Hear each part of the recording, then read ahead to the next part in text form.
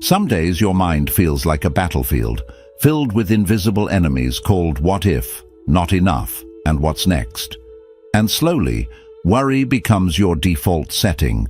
But here's the truth. Worry doesn't protect you. It paralyzes you. It doesn't prepare you. It drains you. Buddhism offers a way out, not through force, but through deep understanding. You don't escape worry by controlling life. You escape it by learning to let go, by returning to the present, by practicing peace until it becomes who you are.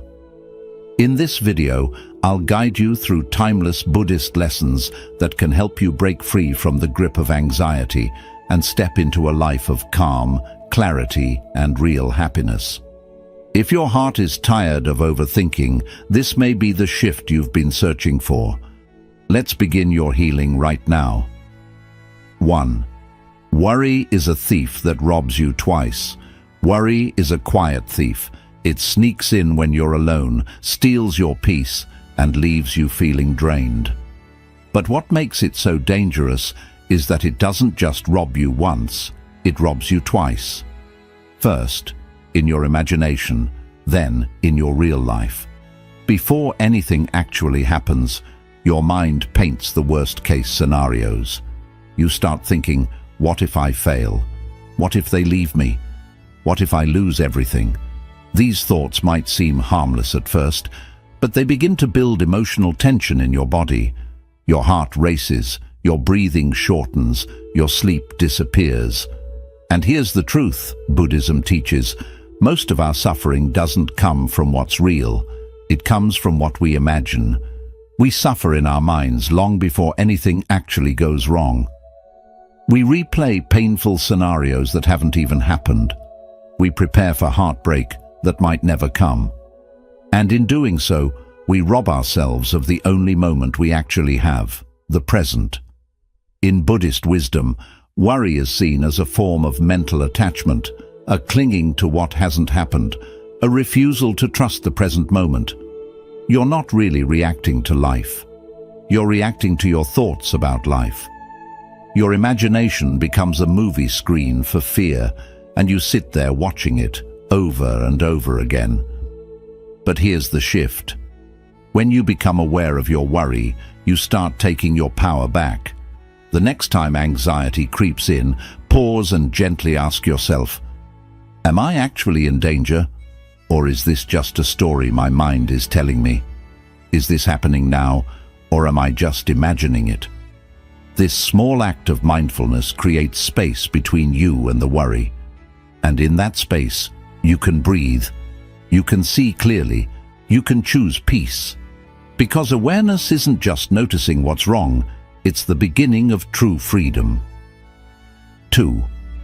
Accept what you can't control. One of the greatest causes of worry is our deep desire to control everything around us. We want to control the outcome of every situation. We want people to act the way we expect. We want life to follow a perfect plan we've created in our heads. But life doesn't follow our plan. It never has, and it never will. In Buddhism, this constant need for control is seen as a form of attachment. You attach your happiness to things going your way, so when they don't, you feel stress, anxiety, frustration. You start worrying because deep down you believe that if you could just manage everything perfectly, nothing would go wrong. But here's the truth. You are not in charge of everything. You can't control the weather. You can't control how others treat you. You can't control what happened yesterday or what might happen tomorrow. And the more you try to control what's uncontrollable, the more powerless and anxious you feel. Buddhism teaches a freeing truth. Peace comes not from control, but from acceptance. When you accept that life will flow with or without your permission, you begin to soften. You begin to let go of the tight grip you've had on outcomes. Instead of resisting reality, you start flowing with it. Think of it like a river. When you try to swim against the current, you get exhausted. You panic. But when you let go and trust the direction of the water, you begin to float. That's what acceptance feels like. It doesn't mean you're weak or passive. It means you're wise enough to stop fighting what is. Next time something feels out of your hands, pause and remind yourself, this moment is unfolding exactly as it needs to. I don't have to fix everything. I only need to respond with peace. Acceptance doesn't mean giving up. It means letting go of what weighs you down. It's choosing clarity over chaos, trust over tension. And when you make that choice, worry loses its power over you. 3. Create a ritual of gratitude. Worry thrives in the absence of appreciation. When the mind is focused on what's missing, what might go wrong, or what's not enough, it forgets everything that's already beautiful and working well. Buddhism teaches that the quality of your mind determines the quality of your life. So if your thoughts are always on fear, your experience will be heavy. But if your thoughts shift to gratitude, something powerful happens. Your energy changes. Gratitude is not just a nice feeling, it's a spiritual practice. It anchors you in the present moment. It reminds your mind that even in uncertainty, you are still deeply blessed.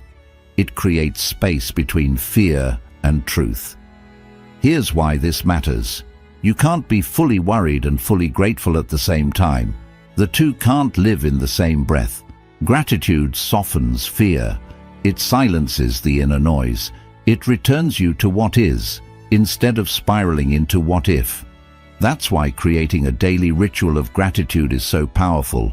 Not a random act, but a consistent, intentional habit.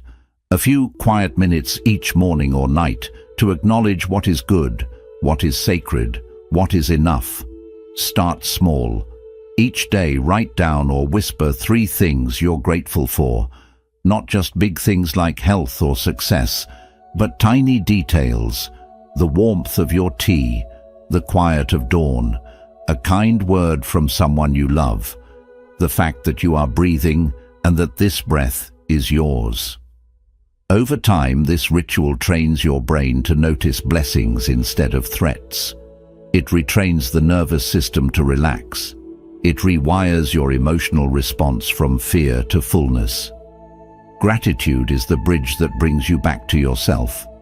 It reminds you that no matter what is happening outside, you can always find something steady inside.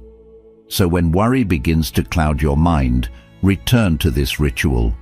Pause, breathe, reflect, and gently say, I may not have everything I want, but I have more than enough to be thankful for today. That is the seed of daily happiness. And from that seed, peace begins to grow. 4. Stop trying to please everyone. One of the most exhausting forms of worry comes from trying to live up to everyone's expectations. You try to say the right thing, do the right thing, look the right way, just to keep others happy. But deep down, you know the truth. No matter how hard you try, someone will still criticize you. In Buddhism, this craving for approval is seen as a trap of the ego. We want to be liked. We want to be accepted. And so we begin to shift our identity based on who we're around. We silence our true thoughts. We change our actions to avoid judgment. We carry the burden of other people's opinions until our own inner voice is drowned out. But here's what Buddhist wisdom teaches. Trying to please everyone is a form of self-abandonment. It is choosing temporary approval over lasting peace. There is a famous parable from the Buddha's teachings. A man goes to the Buddha and says, "People speak ill of me no matter what I do." The Buddha replies, "There will always be those who praise you and those who blame you. If you live by the praise, you will die by the blame. Let that sink in. If your happiness depends on how others see you, then your peace is no longer yours. It belongs to them. And no matter how much you bend yourself to please them, it will never be enough. You'll constantly worry, did I say the wrong thing? Will they still like me? Am I disappointing someone? Freedom begins the day you decide, my peace is more important than their approval. It doesn't mean you become rude or careless. It means you become authentic. You stop apologizing for being yourself. You stop performing for acceptance. Instead, you start asking, is this aligned with who I am? Does this decision bring me inner peace, even if others don't understand it? When you choose to live truthfully, some people will leave, but the ones who stay, they will love you for who you really are, not the mask you wore to fit in. So let go of the pressure to please everyone. Say no when you mean no. Speak gently but honestly. Live in a way that your soul feels proud of. Because when your heart is at peace with your own truth, no one else's opinion has the power to disturb you. 5. Move your body to free. Your mind and body are not separate. They are deeply connected, like two rivers flowing into one another. What affects the body affects the mind. What clutters the mind burdens the body. Buddhism teaches that when your mind becomes restless, anxious, or heavy with worry, you don't always need to think your way out of it. Sometimes you simply need to move. When we sit still for too long, trapped in our thoughts, stuck behind screens, or lying in bed replaying our fears, our energy becomes stagnant. Worry builds. Your breath shortens. Your posture tightens. Your chest begins to feel heavy. This is why Buddhist monks and practitioners place so much value on mindful movement, not for appearance, but for alignment. They walk slowly, deliberately, often in silence, allowing every step to be a form of meditation. Each movement becomes a way to bring the mind back into the body and the body back into balance. When you move your body, whether through walking, stretching, yoga, or even gentle exercise, you activate a natural reset. Your breath deepens, your heartbeat steadies, your nervous system relaxes, you stop overthinking and start simply being. And in that physical presence, the mental noise softens. You don't need a gym. You don't need a routine full of rules. You just need space. Space to walk around your home in silence. Space to stretch your arms slowly under the morning sky. Space to take a deep, conscious breath and allow your body to release what the mind has been carrying for too long. There is a reason why nature feels healing. Because in nature, your body moves with the earth, not against it. Buddhist teachings often encourage walking meditation in forests or gardens. Why? Because when you walk among trees, rivers, and mountains, your body aligns with the stillness of the natural world, and the mind in return follows. Try this when you feel overwhelmed. Stand up, place your hand on your heart, take one deep, slow breath, and then move. Walk without a destination, stretch without judgment. Let your body flow and trust that your mind will follow. Movement is not just physical relief, it's emotional release. It's how your body says to your mind, you don't have to carry this alone. So the next time worry begins to rise, remember, you don't have to overthink your way to peace. You can move your way into it, step by step, breath by breath, moment by moment. 6. Let go of perfection. There's a quiet pressure many of us carry, the pressure to get everything right, to make no mistakes, to always say the perfect words, make the perfect decisions, live the perfect life. But what we often don't realize is that this craving for perfection is a seed of deep suffering. It creates a constant background noise in the mind, anxiety, fear of failure, shame, self-criticism. And most importantly, it makes peace feel like a distant reward, only earned when everything finally falls into place. In Buddhism, perfection is not the goal, presence is. The Buddha never promised a perfect life. What he offered was a clear mind, a compassionate heart, and the wisdom to meet life as it is, messy, uncertain, and beautifully imperfect. The idea that we must be flawless is an illusion created by ego and reinforced by society. We scroll through carefully curated images, watch edited versions of other people's lives, and subconsciously begin to believe that we are the only ones struggling, making mistakes, falling behind. But here's the truth.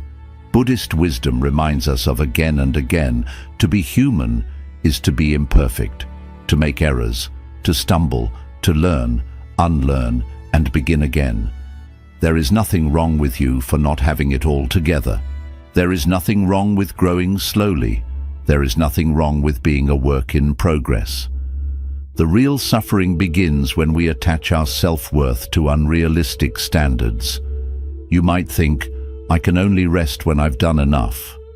I'll be happy once everything is organized. I'm not good enough until I fix every flaw. But these beliefs keep you in a cycle of constant self-rejection. You delay your peace, you postpone your joy, you withhold love from yourself because you think you have to earn it. In Buddhist practice, there is a beautiful principle called beginner's mind. It teaches us to show up to each moment with openness, curiosity, and humility, not as experts trying to perfect life, but as students willing to embrace its imperfections. Imagine if you looked at your mistakes not as failures, but as teachers.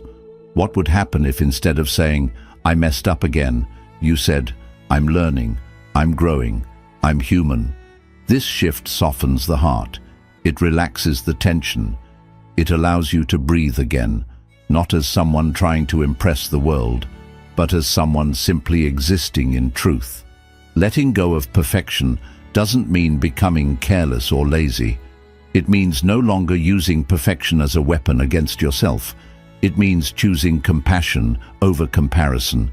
It means understanding that the lotus, the sacred flower of Buddhism, blooms from the mud, not from perfection. Your flaws do not make you unworthy. They make you real. Your missteps do not disqualify you from peace. They invite you to slow down and reflect. You were never meant to be perfect. You were meant to be present, to show up for this life with awareness, kindness, and a willingness to grow. So take the pressure off your shoulders. Release the need to always be right, always be liked, always be impressive, and start embracing the version of you that's already enough, the one breathing right now. Because true happiness doesn't come from polishing every detail. It comes from accepting the whole. Here's a practice you can return to when the perfectionist inside you gets loud. Sit in silence. Place your hands on your heart. Close your eyes and say gently, I release the need to be perfect. I choose to be present. I am worthy of peace, exactly as I am. Repeat it as many times as you need. Let it sink into the spaces where judgment used to live. Let it remind you that peace begins, not when life is flawless, but when you stop demanding it to be. In the end, it's not perfection that brings freedom. It's self-acceptance. And once you embrace that, worry begins to fade. Because you're no longer chasing an image, you're finally living in your truth. 7. Focus on one day at a time. When life feels overwhelming, it's rarely because of what's happening right now. It's because your mind is stretched across time. Part of you is clinging to the past, rehashing mistakes, replaying regrets. Another part is racing into the future, trying to predict, plan, and control what hasn't even happened yet. And in the middle of all that noise, the only place where life is truly unfolding, the present moment, is forgotten. This is how worry takes root. It feeds on the mind's habit of time traveling. You begin to feel anxious, not because of the present, but because you're mentally carrying yesterday and tomorrow all at once. You feel burdened by everything you think you need to fix, everything that might go wrong and everything you wish had been different. But here is where Buddhist wisdom offers a simple yet powerful truth. Peace is only possible when you return to now. The past is a memory. The future is a possibility.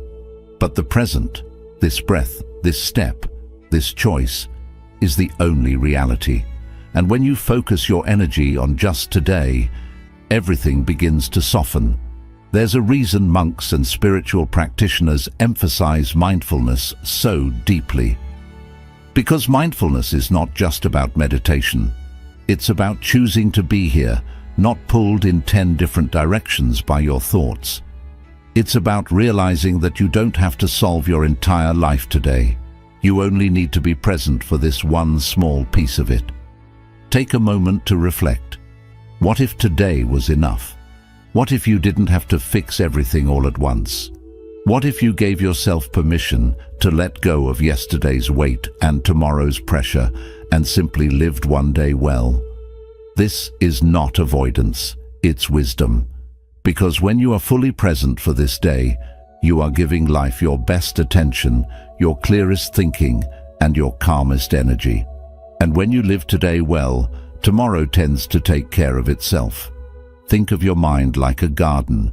If you spend all day worrying about whether the flowers will bloom next season, you miss the joy of watering them today. If you're constantly digging up the soil to recheck the roots, you disturb the very growth you're hoping for. But if you simply show up, tend the soil, pull the weeds, add sunlight and care, then nature does the rest. Life unfolds in its time. Your job is just to be present for each step. Focusing on one day at a time also teaches you compassion. It allows you to say, I'm not perfect, but I'm showing up. I may not have all the answers, but I'm doing what I can today. And that truly is enough. Here's a gentle practice you can try when the pressure of life feels too much. Sit quietly. Take 3 slow breaths. Place your attention on what is right in front of you. Ask yourself, what is one small thing I can do today that supports my peace?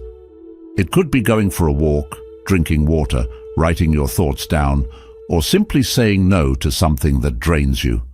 You don't need to climb the whole mountain today. You only need to take the next mindful step. In Buddhism, this idea is called one-moment mindfulness. It means living fully in each moment, one after another, without worrying about how long the road is, but trusting that every step brings you closer to truth, healing, and peace. Repeat this simple mantra when worry starts to rush you. Just this moment, just this breath, just this step. Because no matter how big the challenge feels, it is only made of small moments joined together. And when you focus on doing just this moment well, you take your power back from the unknown. So let go of the idea that you need to have everything figured out. You don't. You never did. And that's okay. Life is not asking for perfection. It is asking for your presence. When your mind is calm, today is enough. When your heart is steady, this step matters. And when your energy stays with now, you begin to see that happiness has always been here, waiting in the simplicity of one ordinary, mindful day. There is a quiet, unseen weight that many people carry, a constant need to explain, justify, or defend who they are. You want to be understood. You want others to clearly see your intentions. You want them to know you meant well, that your heart was in the right place, that your silence was not disrespect, or that your choices did not come from a bad place. And so you keep explaining. You keep overthinking every interaction, every conversation, replaying what you said, wondering if they misunderstood you, judged you, or labeled you wrongly. You create the perfect reply in your mind, long after the moment has passed. And before you know it, you feel stuck. Not because of what others say, but because you want them to understand you. But Buddhism shares a freeing truth. You are not responsible for how others see you. You are only responsible for your clarity, your choices, and your heart. The Buddha taught that people see your actions through their own pain, their past and their expectations. Even when you act with love, someone may still respond with anger. Even when you speak kindly, someone may still twist your words. Because you are not speaking into empty space, you are speaking into minds shaped by years of life experience, and you cannot control how they understand you. When you truly accept this, a gentle peace starts to grow within you. You stop feeling the need to be perfect in every explanation. You no longer feel the need to change yourself just to make others comfortable. You begin to see that being misunderstood is not a failure. It is simply part of life. Even the Buddha, one of the most kind-hearted beings to walk the earth, was misunderstood, judged, and misrepresented. If even he was not spared, then why should you be? Releasing the need to be understood does not mean you become cold or distant. It simply means you stop exhausting yourself trying to control how others see you. It means you let your actions speak louder than your words. It means you live from your inner truth, not from the changing opinions of others. In Buddhist mindfulness, we return to ourselves, not to be selfish, but to stay grounded. We pause and look at our intentions. Did I act with care? Was my heart honest? Did I speak with kindness and clarity? If the answer is yes, then that is enough. You are not here to prove your worth to anyone. You are here to live honestly and let your life quietly show your inner peace. It also helps to see that the need to be understood often comes from a deep fear, a fear of rejection, being ignored, or not being accepted. But when you begin to accept yourself just as you are in this moment, you depend less on outside approval. You start to realize, I don't need others to understand me to feel at peace. I can hold truth and misunderstanding without losing myself. I can allow others to have their views and still remain clear within. Here is a gentle practice you can use whenever you feel the urge to explain yourself again and again.